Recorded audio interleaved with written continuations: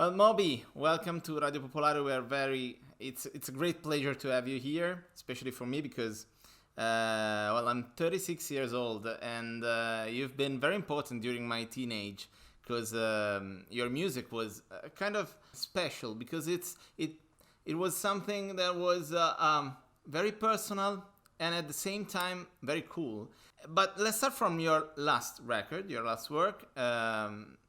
That is a work in which you take your music, your song, and you create something. We can say you create something new with the orchestra, with the Budapest Art Orchestra. How is it like to work on your music, your old music, years after? I mean, I can imagine it's something like looking at your pictures of years ago and finding yourself changing somehow and also recognize yourself.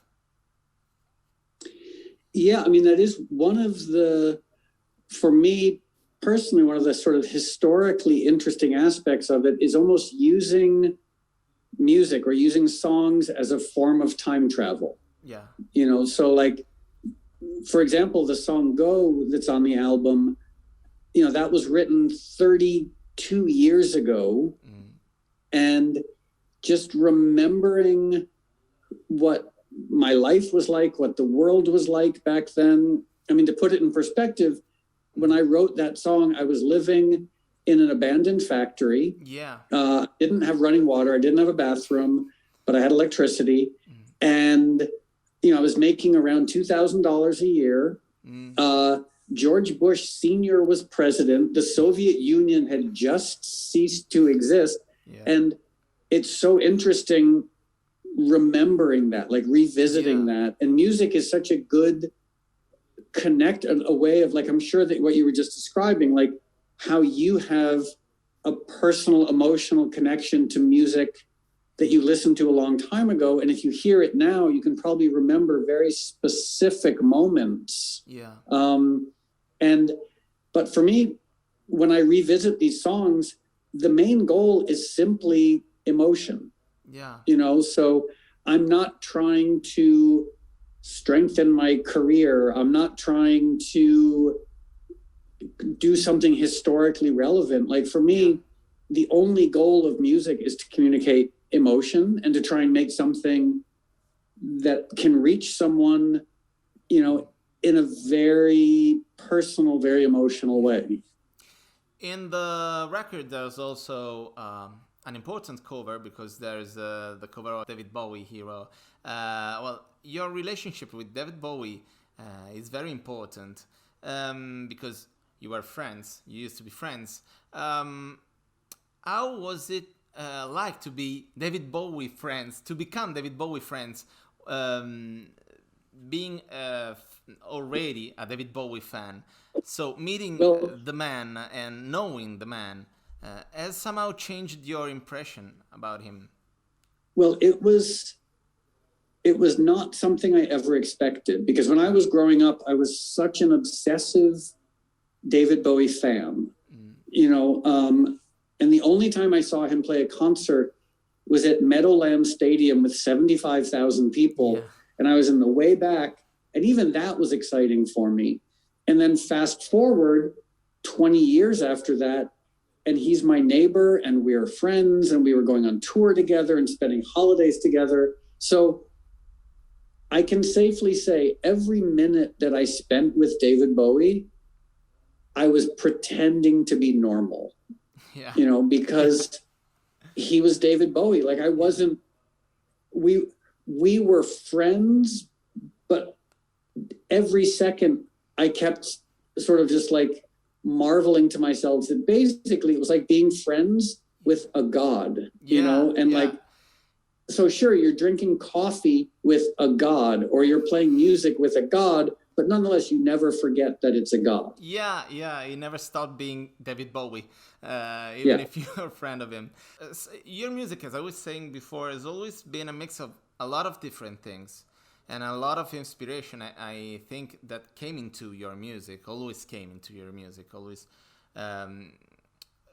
what does inspire you nowadays?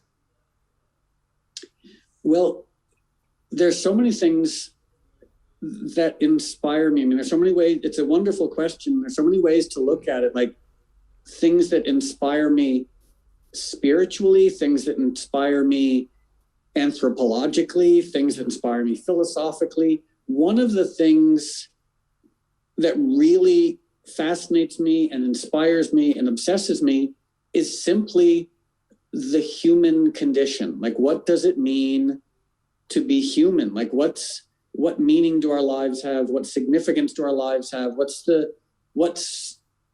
sort of future does our species have? Yeah. These are the questions that fascinate me.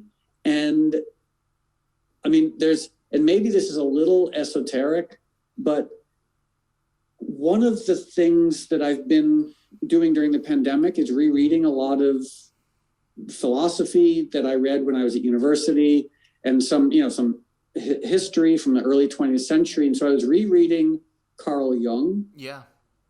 And you know that Jung has the idea of the shadow self. Yeah. And traditionally, like Nietzsche, similar thing, like this idea that, and even Freud, it's there, this idea that there's this darkness to us, and that, it's the shadow self is, very, like angry and violent. And the truth is, when I look at our culture, that's not a shadow self. That's how most people behave. Yeah. You're like, look at social media, watch Fox News. It's like, people aren't hiding it anymore. They're being their worst version, the darkest version of themselves.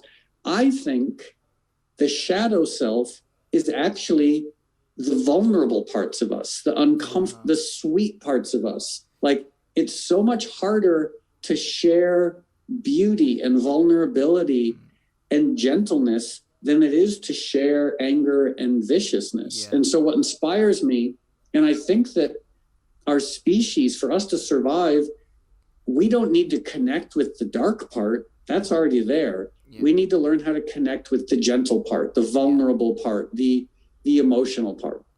Do you think that music nowadays reflects what you are saying about what's happening in the world, as far as everything, is concerned, apart from the pandemic, that, okay, it's a very peculiar historical moment, but as far as, I don't know, social medias are concerned, or the way we expose ourselves? Yeah, it's all so complicated. I feel like humanity, there are three things happening with humanity that have never happened before. And what I mean by that is there are three things happening on a global level. Because in the past, when things happened to humanity, they were very regional. Like even World War II. Like if you were in New Zealand, you could ignore World War II. If you think of the Black Plague in the Middle Ages, like if you were in Japan, you didn't know there was a plague. So now there are three things happening that are global. One, the pandemic. Two, social media. And three, climate change. Yeah. And like, it's so, like, you read these horrifying stories about, like, in Burma, of like the Rohingya being violently persecuted because of Facebook, because of, misinformation on Facebook. Like, you hear of climate change affecting people in the Maldives and also affecting people in Florida, so it's this, and the pandemic obviously was global as well. So there's something very fascinating about that, about these global things that are affecting us globally. I apologize. I feel like I've been rambling on, so I don't know if that has any relevance to what you wanted to actually talk about. It's exactly what I was asking. And the only thing, do you think that the question was, do you think that music nowadays reflects somehow? Oh yeah. So the music. So when I look at culture, music also in a way used to be there was a time when it was kind of regional. and it still is sort of, but not as much, but I think of music now in the same category as TikTok or Fortnite or whatever, these global things, cell phones, smartphones, and the music, it's really, to your question, what I think is very interesting is that question of, is music reflecting the zeitgeist or creating the zeitgeist? Like, is social media a reflection of the zeitgeist or a creation of the zeitgeist? And music has become, like, it's interesting because music is not violent these days, but somehow it's not evolved. Like, it's very, like, a lot of culture now, the only way I can describe it, and I'm sorry if this sounds judgmental, it's very unevolved. It reaches people where they are, and it almost tells them to be their worst, to be angry, to be scared, to be violent, to be judgmental, to be, like, as opposed to, like, I think of, like, Imagine by John Lennon. That was a song that inspired people to try and be their best version of humanity. As opposed to so much culture now, it just, it feels very basic. Like, it's almost, it's do you remember the band Devo? Yeah, of course, the Devo, So it's almost like Devo, their concept was the idea that we are no longer evolving, we're de-evolving. And I feel like a lot of culture is pushing us towards that de-evolution. And music too, somehow. It's participating on it, A lot of it, sadly, is. I mean, I know it's dangerous when an old guy talks about popular culture. But at the same time, I compare the beauty and the power of music from the past with a pop song of today. And it's just, how does any pop song today hold up to Let It Be or Imagine or What's Going On or Helpless, or, I mean, these songs that were just so beautiful and inspiring. And now we have songs about dancing and bottle service. It's just, it's not great. Okay, so, well, you are always, well, not always, but in the last years, I mean, since a lot of years ago, you started being vegan, you started fighting for animal rights. How did it started?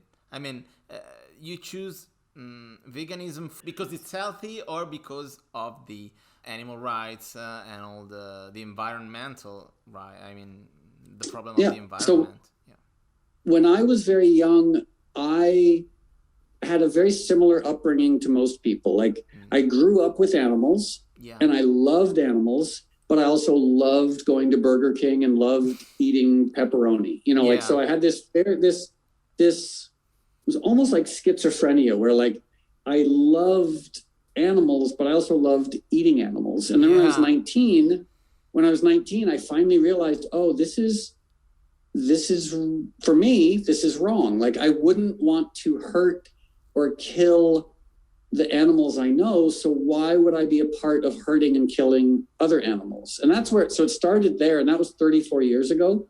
And since then, of course, there's, the effect of meat and dairy production on climate change, on pandemics, on antibiotic resistance, on health. I mean, like, it's really the horrifying thing about meat and dairy production is it's almost just as bad for humans as it is for animals. You had of course, almost 15-20 years ago, a moment in which you used to be everywhere. I mean, your music was everywhere, and you had a huge success that I think it's one of the things that can change your life, can really change your life. What are the difference in your everyday life now and 20 years ago? Well, I mean, the main difference, one of the big differences is I'm sober now. So 20 years ago, I was either drunk or high or hungover.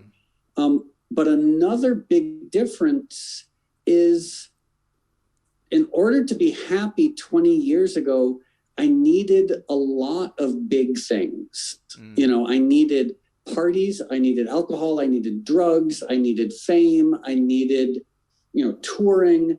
And now I think simply I've found happiness in very simple things, like listening to a piece of music or being outside in nature or, working on animal rights or being with animals. Like I've found that I don't need giant things to make me happy.